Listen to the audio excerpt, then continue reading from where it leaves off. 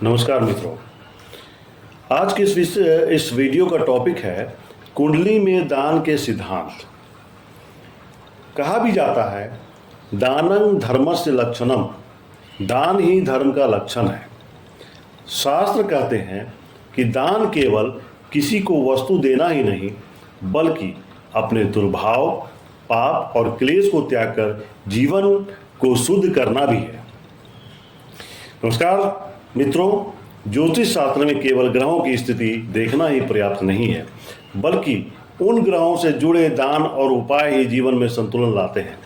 कहते हैं कि हर व्यक्ति इस संसार में किसी निश्चित उद्देश्य के लिए जन्म लेता है। प्रकृति उसके अनुसार ही ग्रहों को मजबूत या कमजोर स्थिति प्रदान करती है। इसलिए जन्म कुंडली में 3 प्रकार के ग्रह माने गए हैं। एक तो कारक, जो जीवन के क्षेत्र विशेष में सुख और उन्नति देते हैं।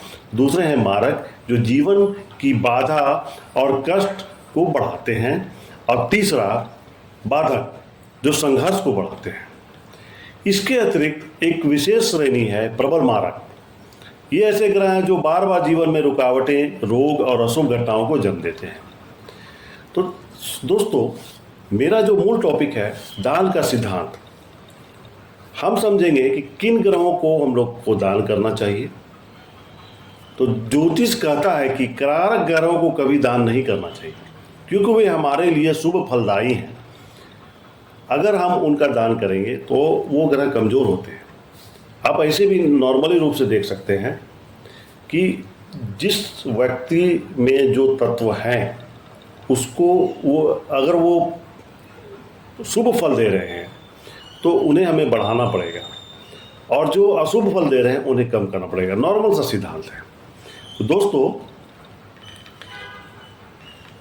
वे ग्रह जिनकी नकारात्मकता को कम करने की जरूरत है वो होते हैं प्रबल मारक, मारक और बाधक।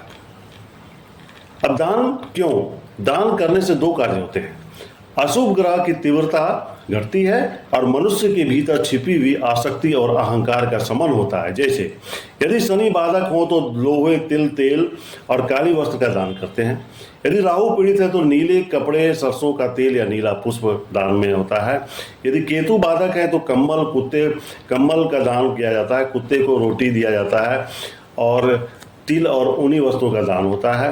मंगल प्रवक मारक हो तो लाल मसूर, तांबा, मूंगा जैसी वस्तुओं का दान होता है। इस प्रकार दान से ग्रहों की अशुभता शमन होकर जीवन में शांति आती है। दोस्तों, आशा है कि आपको वीडियो पसंद आई होगी। धन्यवाद।